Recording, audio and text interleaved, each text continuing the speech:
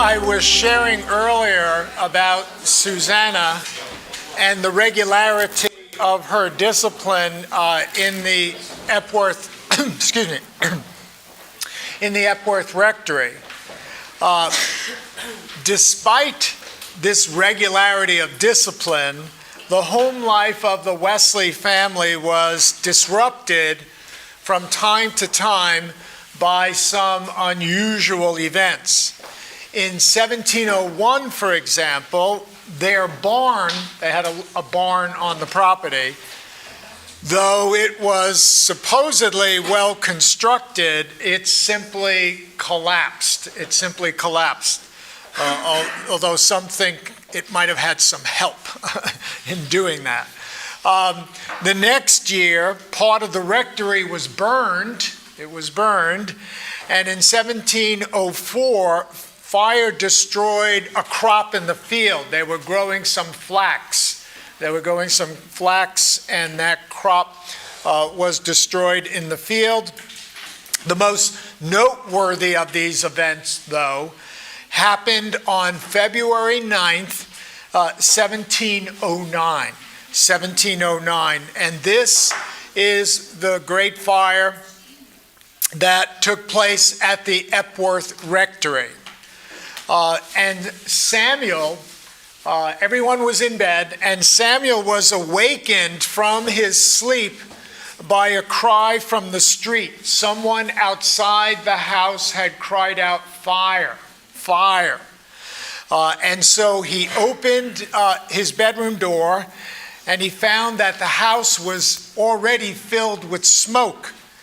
And after waking Susanna and his two eldest daughters, Samuel raced for the nursery where the maid was sleeping with 5 children.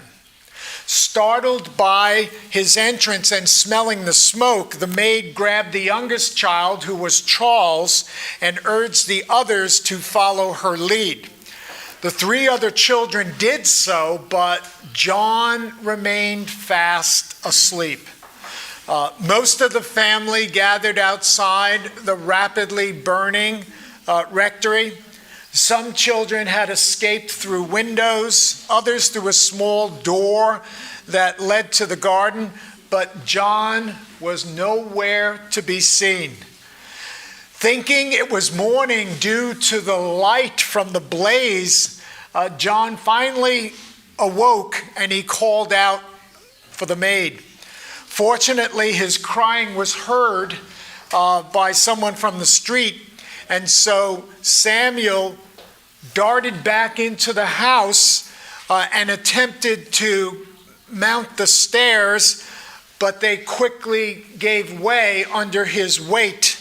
And so Samuel feared that his son John was lost, and so he knelt down in the hall and commended the soul of John Wesley to God. He thought that his son was lost. In the meantime, seeing the flames lick the ceiling of his room, John attempted to flee through the doorway, but he could not.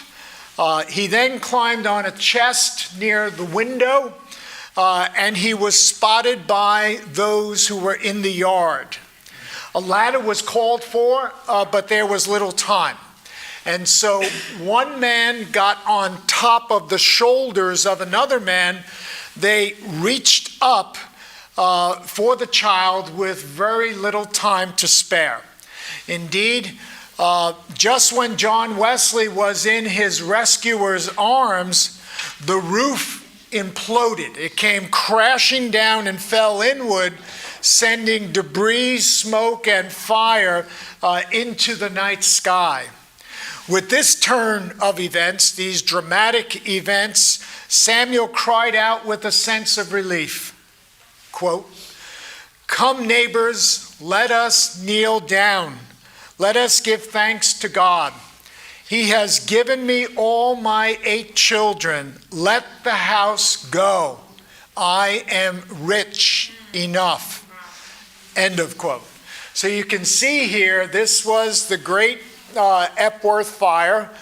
John Wesley was saved in the nick of time. He almost died within seconds, and he would have been dead.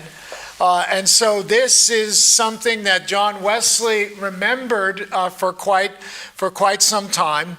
And according to at least one early biographer, it was Susanna Wesley who first discerned the providential care of God in terms of John Wesley's deliverance on February 9th.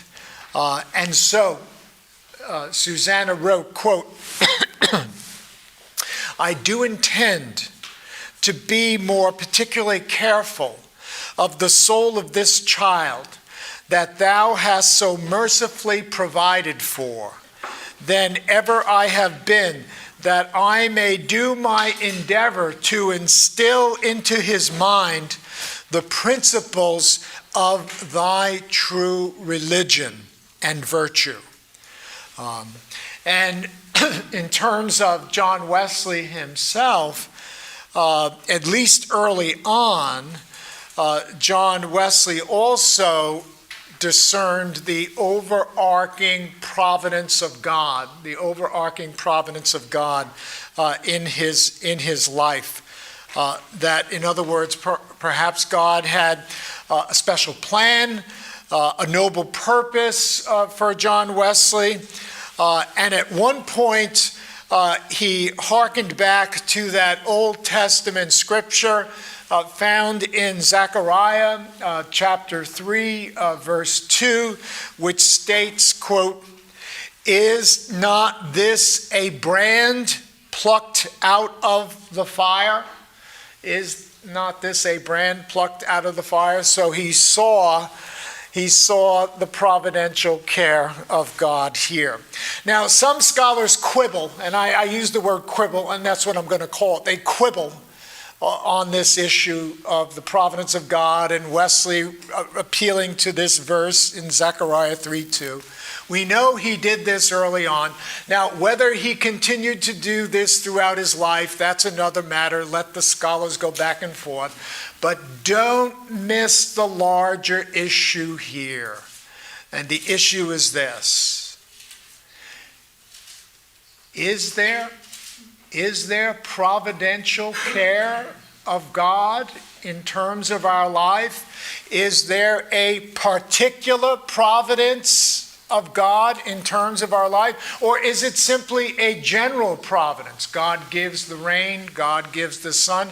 Or is it more particular that God knows our name and that God knows the circumstances of our lives, and God has planned ahead and is working out God's good will in terms of those who love him, to use the New Testament's language, and who are called according to his purpose? See?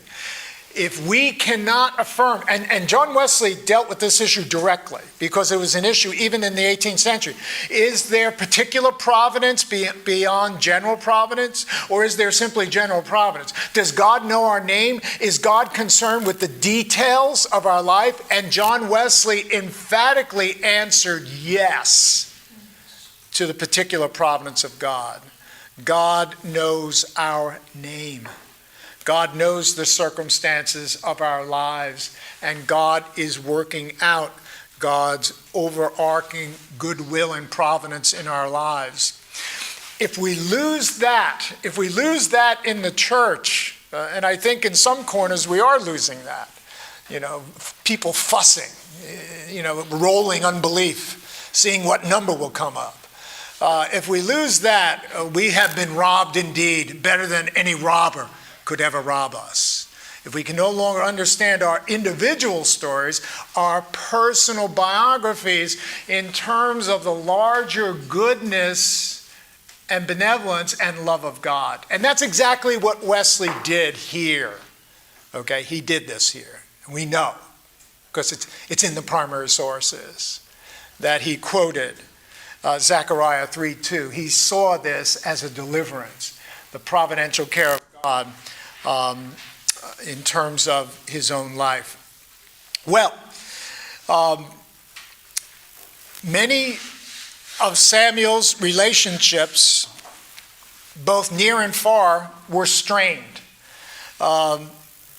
Strained to say the least, because Samuel Wesley was a very opinionated man. Some would say stubborn, but I don't use that word. I say deeply principled and strongly held convictions. But he was a strong personality with deep convictions. And he had frequent indebtedness, as I've indicated earlier. And as a rector at the Epworth Rectory, Samuel had an assistant, a curate, what we call a curate, someone who would help him in his parish duties. And his name was Mr. Inman. Mr. Inman. And when Samuel was away, perhaps he had to go to religious assembly, convocation, that sort of thing, he would leave Mr. Inman in charge, and he would be in the pulpit, and so he would be preaching. And when Mr. Inman got in the pulpit, it didn't matter. It didn't matter what the text of the day was. It could be Romans 1:19, or it could be Matthew 5:19. It made little difference because the message was the same. What did he preach to the congregation every time he ascended the pulpit? Pay your debts. Pay your debts. Now you might ask yourself, why is he preaching on this all the time? Well, it's likely that Samuel Wesley owed his curate some money, and that the curate was going to embarrass Samuel Wesley every time he got in the pulpit until he got his money. And so was the case yet again. So was the case yet again. Samuel is gone. Mr. Inman is in the pulpit. The dull curate sallied forth with yet another harangue about the duty of paying your debts. And Susanna Wesley, sensing the displeasure of the congregation, and they were displeased, they were not happy in hearing yet another such sermon. And so what does she do? What does she do? She began to hold evening services in her kitchen at the Epworth Rectory in order to minister to the needs of the people.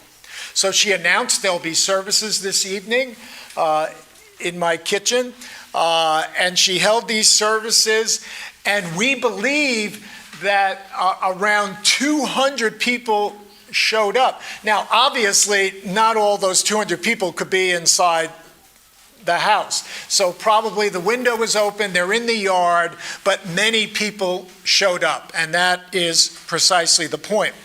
Now, see, here we have to deal with social custom and culture and sensibilities, and Susanna Wesley knows as a woman what she can do and what she cannot do, what will be received by the congregation and what will not be received by the congregation due to culture. So what does she do? She pulls a book from Samuel's library, a book of sermons, and because women can't preach, they're not allowed to preach, but they can pray. And so what she does is not technically preaching. She opens up the book and she reads a sermon. Now, you know how you can read a sermon. You can read a sermon and then you can read a sermon. And so this is what she does. So she reads the sermon, staying within social etiquette. The people are satisfied. They're very much satisfied. And she prays, and she becomes popular. Mr. Inman is upset because the people are responding to Susanna. They hear her reading of the sermon. She is ministering to the needs of their soul. And Mr. Inman turns to Samuel Wesley and says, "Have her stop. this is not right. This is not right. And so he wrote a letter to Samuel, and he complained bitterly about Susanna's, quote, quote, inappropriate actions. Well, Samuel Wesley was conventional and traditional in many respects, and so he asked his wife to end these kitchen services immediately, these informal gatherings. Well, you know Samuel Wesley is a strong personality, but you also know that Susanna Wesley is a strong personality, okay? She did not back down earlier in terms of supporting James II. And so when her husband asks her to stop, this is how she responds to her husband. Quote, "If you do after all think fit to dissolve this assembly, do not tell me that you desire me to do it, for that will not satisfy my conscience. But send me your positive command in such full and express terms as may absolve me from all guilt and punishment for neglecting this opportunity of doing good when you and I shall appear before the great and awful tribunal of our Lord Jesus Christ." Wow, what a response. Samuel was convinced.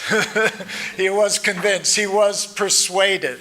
And I think this response of Susanna to her husband when he said, "Please stop these services," and she responds, I think this response also influenced later on John Wesley and his understanding of ministry, especially when bishops, Anglican bishops, told him, "Don't preach here.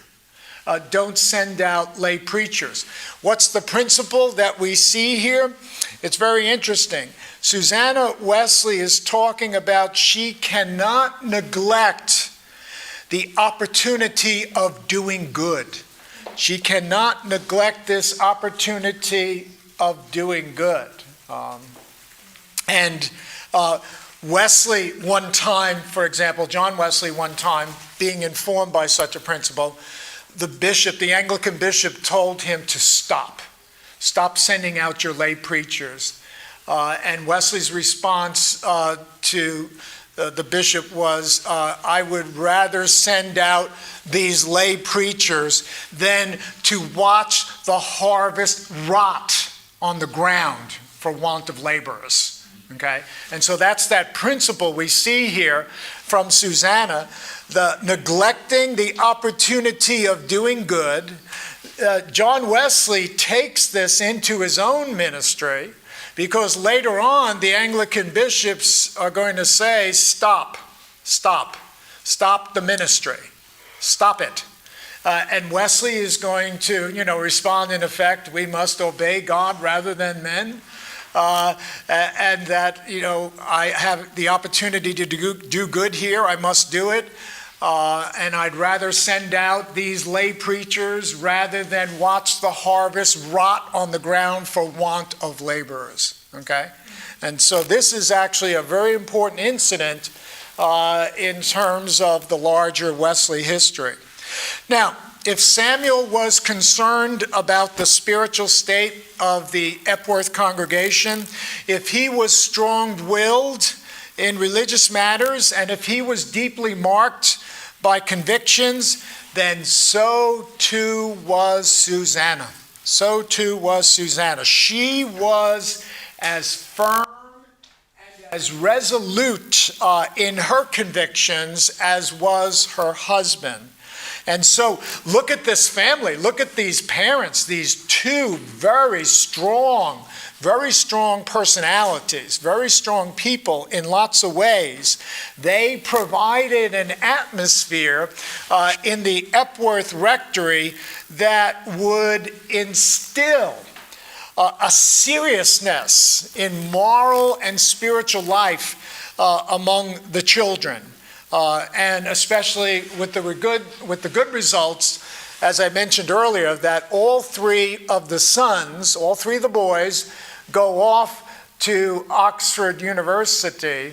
But not only that, all three of the sons become Anglican priests. They become Anglican priests. Samuel Jr., then John Wesley, of course, and then Charles Wesley. They all become Anglican priests. So, getting back to that Epworth environment again, a very special place. It's like an incubator for sanctity, for moral and spiritual leadership. It's a rich environment in lots of ways, if we have the eyes to see that. Okay. Now, of course, the Epworth environment is important, but we have to remember that in the case of John Wesley, that environment only lasted until he was about 10 and a half years old. Why? Because at around 10 and a half years old, he's out of the house. He's gone. Where is he? He's in London. Where? He's at the Charterhouse School. He had been nominated for this school, which earlier had been a Carthusian monastery. He had been nominated by the Duke of Buckingham. And so John matriculated at this institution, what they call a gown boy. You come in as a neophyte, as a gown boy. In January 1714, when he was simply 10 and a half years old. And so, although the Epworth Rectory environment is important, it's short-lived, because at 10 and a half, Wesley's basically off in school by himself there in London, and Samuel and Susanna Wesley are back there in Epworth. Well, at Charterhouse, John Wesley was a favorite of Dr. Thomas Walker, who was the schoolmaster there.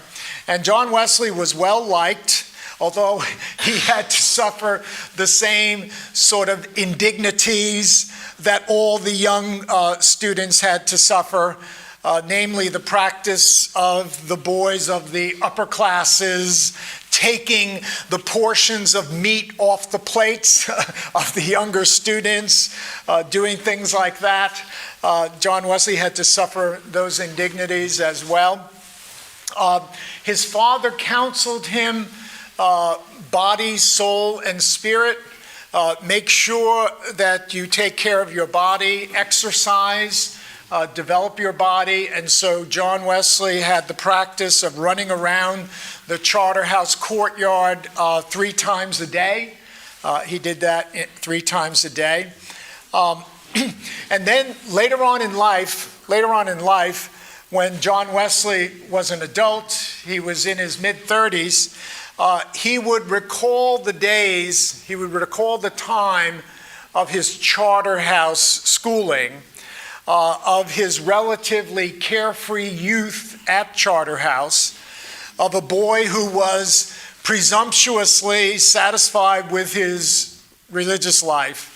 And so this is what Wesley wrote in his journal, looking back upon this period of time. Now, John Wesley is writing this in 1738. He's actually writing it on the occasion of his Aldersgate experience. He writes a spiritual biography of his life up to that point. And so in reflecting back on Charterhouse, this is what he writes. He writes, "The next 6 or 7 years were spent at school, where outward restraints being removed, I was much more negligent than before even of outward duties, and almost continually guilty of outward sins, which I knew to be such, though they were not scandalous in the eyes of the world. However, I still read my scriptures, said my prayers morning and evening, and what I now hoped to be saved by was, 1, not being so bad as other people. Well, that might not be a very good standard depending upon who you're hanging around. I'm not as bad as other people. Well, that might not be saying very much at all. Second, having still a kindness for religion. So what's Wesley saying there? Having still a kindness for religion. He's saying, well, you know, when I was at Charterhouse, I liked religion. You know, I was interested in religion. And then he says, thirdly, reading the Bible, going to church, and saying my prayers. Okay? And so Wesley says he's doing all of these things. And this obviously is a very revealing narrative. For it, though it represents the perspective of an older person, Wesley's in his 30s at this time, and no doubt that colors his perspective. Nevertheless, this shows that Wesley in 1738 had developed the kind of religious sensitivity and religious judgment that would characterize a Martin Luther in the 16th century or a Søren Kierkegaard in the 19th century. Like Luther, who preceded him, Wesley's conscience was not easily put aside, and he was hardly satisfied with the conventional religion of the day. In other words, the doing of these things that I've mentioned earlier, these three things, in 1738, Wesley finds this utterly insufficient, not satisfactory in terms of living the Christian life. Okay? And then in terms of Kierkegaard, Wesley was a perplexing figure. He was a puzzle. He was a puzzle to both friend and foe alike. He was a mysterious figure, according to some. They couldn't understand him. Why? Why is Wesley perplexing, complex, kind of troubled figure here? Because Wesley is challenging. He's calling into question exactly what everyone assumes. Because, again, understand the context. The context is 18th century England. Is England mostly composed of Christians? Yes, on one level. How did they become Christians? They were born into the faith. They were baptized as infants, okay? Those answers, you know, you ask an Englishman in the 18th century, are you a Christian? Of course I'm a Christian. Why are you a Christian? I was baptized. I was baptized as an infant. Those answers are no good for Wesley. They're not sufficient. They're not sufficient, and that's the point. But then, watch this. It gets even a little more difficult, a little more perplexing. Look at John Wesley. Where did he grow up?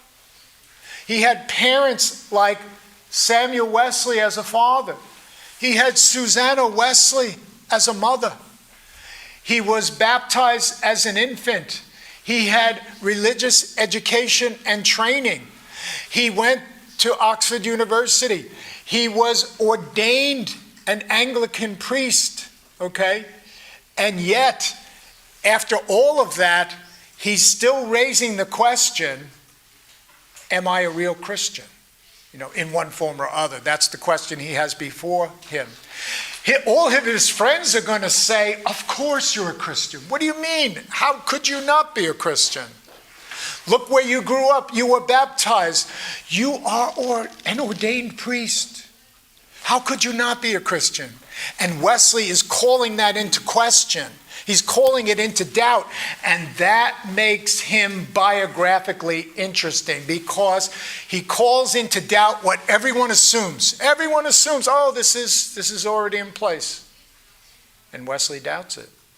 And so he becomes very interesting indeed. And so, now, the point of this autobiographical narrative, when I listed those three things, is not to display the sharpest contrast possible between Wesley's life at Epworth and later at Charterhouse. Okay, that's not the point. The point is, however, that Wesley wants something more. That's the right word here. Wesley wants something more than the conventional religion of which he is surrounded. He wants to be, now notice this language, because this language comes from Wesley's own writings. What does he want? He wants to be a real Christian, a true Christian, a proper Christian, a scriptural Christian. So what does Wesley want? He wants to be a real, true, proper, scriptural Christian. Okay? He doesn't simply want to be a nominal Christian. He doesn't simply want to be someone who is baptized into the faith and because of such can say, oh yes, I am a Christian indeed. Perhaps not. Okay? What is your life? How do you live? What is your faith relationship with Jesus Christ? Those would be very important questions to be addressed. Okay? And so we're getting a glimpse here of the kind of Christian that Wesley's going to be. He's going to be earnest. He's going to be serious. And this is a good thing for us. This is a good thing for us because we're going to learn many different things along the way. Someone once told me, in Wesley studies that this concern about being a real Christian as opposed to a nominal Christian was something that was a part of Wesley's early life. In other words, around the time of his Aldersgate experience. But then it receded and was forgotten about in later life. And then I wrote this book, and I did research on all of John Wesley's 151 sermons.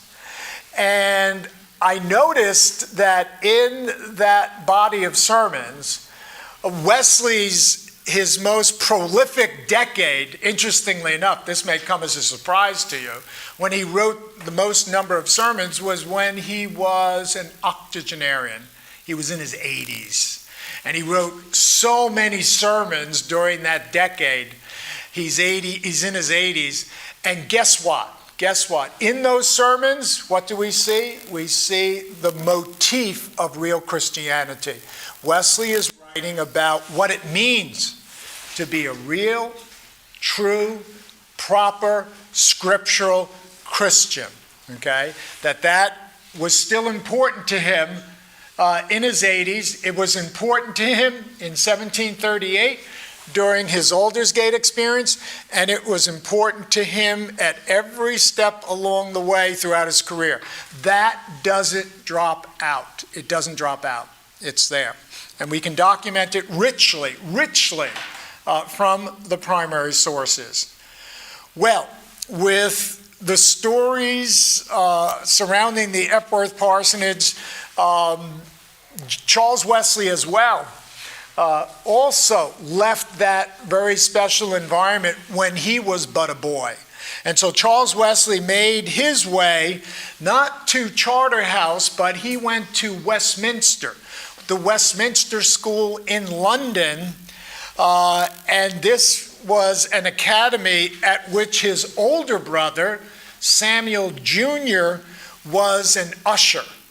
And so we have Charles Wesley at Westminster School in London, and Sam Jr. Is there at the same time in London as well. Okay. Now, during this time, John is done with Charterhouse and he's getting ready for university.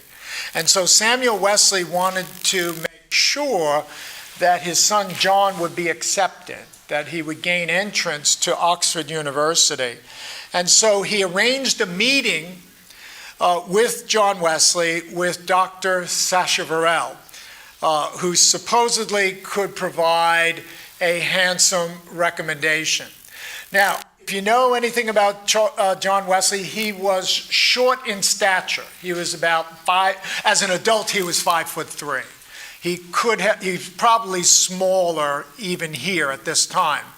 And so when the meeting is arranged, Dr. Sacheverell looks at John Wesley and he says, quote, "You are too young to go to university. You cannot know Greek and Latin yet. Go back to school." And then Wesley's response to this flippancy was immediate and frank. This is what Wesley wrote, quote, "I looked at him as David looked at Goliath and despised him in my heart. I thought, if I don't know Greek and Latin better than you, then I ought to go back to school indeed." And so, despite Dr. Sacheverell's gloomy assessment, John Wesley was admitted to Christ Church, Oxford, in July of 1720. And so he gained entrance to the university, and that is where he will spend the next years. Okay, let's stop there and take some questions and comments that you might have.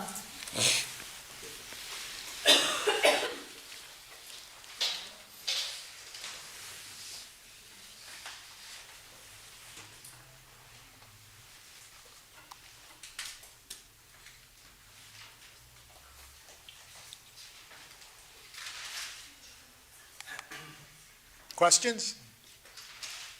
Comments?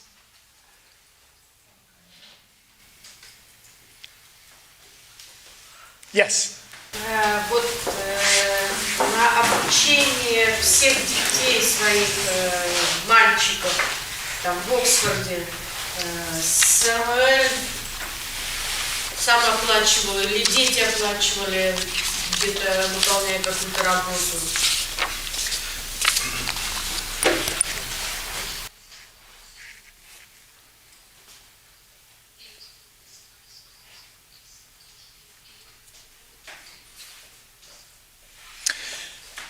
Yes, that's a good question. Like their father,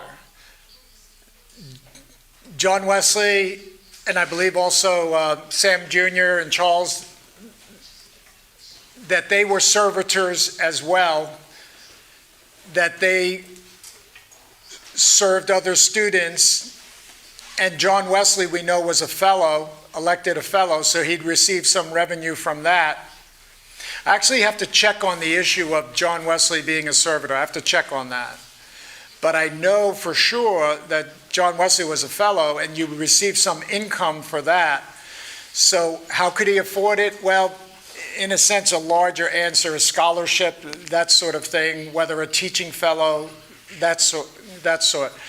John was responsible for the Greek classes, at some point, so he paid for his education in that way.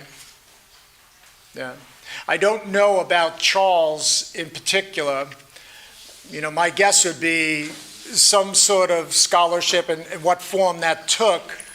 But obviously Samuel Wesley, the father, did not have the resources to pay for the education of three sons at Oxford, and that so other arrangements were made.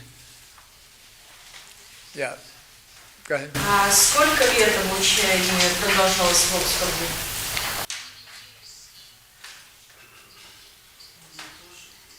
Yeah, it's usually a four-year course.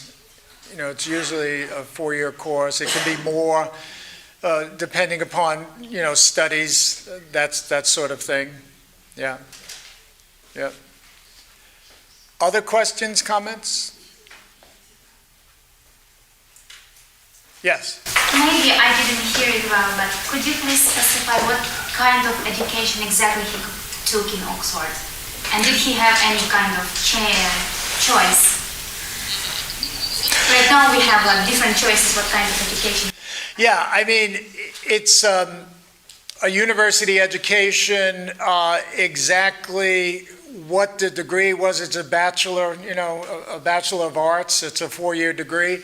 Wesley focused on he gives evidence of focusing on languages, Greek, for example.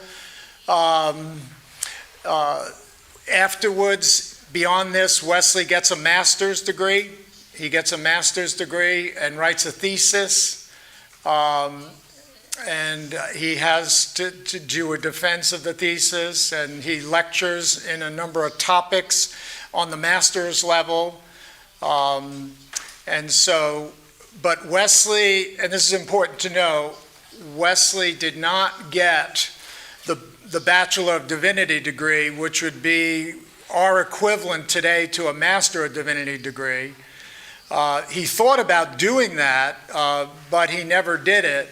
What he did was he got a sound liberal arts education at the undergraduate level, and then did further studies at the master's level, and got an MA, but he did not get the Bachelor of Divinity degree. He thought about doing it later on, but he was so caught up with the demands of the Methodist societies and infrastructure that he never did that. Yeah. Okay. Other questions, comments?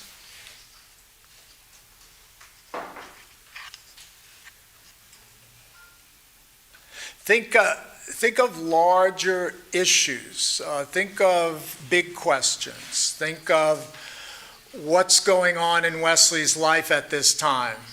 How does he think about God? How does he think about what's real? How does he think about relationships?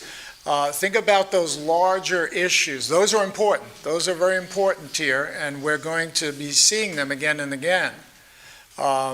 It's important to know detail for sure, but make sure you see the larger picture, because the larger picture is what is very important. And Wesley's going through a big transition. He's going through a big transition as he enters university, because you probably already realize it, that Methodism arises, where does it arise? In the context of the university. It arises out of Oxford University, that academic setting, if you will, academic, ecclesiological setting.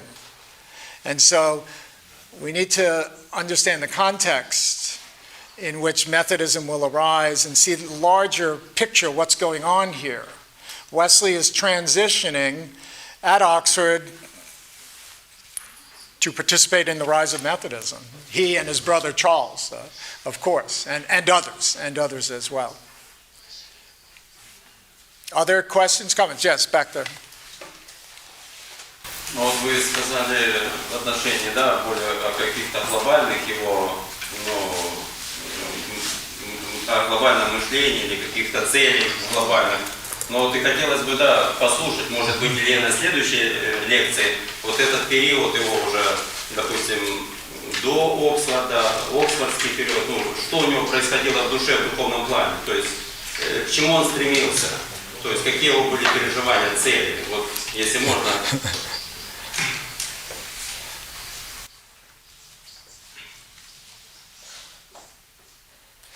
Yes. Yes, in subsequent lectures, I will be dealing with the bigger picture for sure. The details, the bigger picture, what I like to call the footpath view, and then the helicopter view.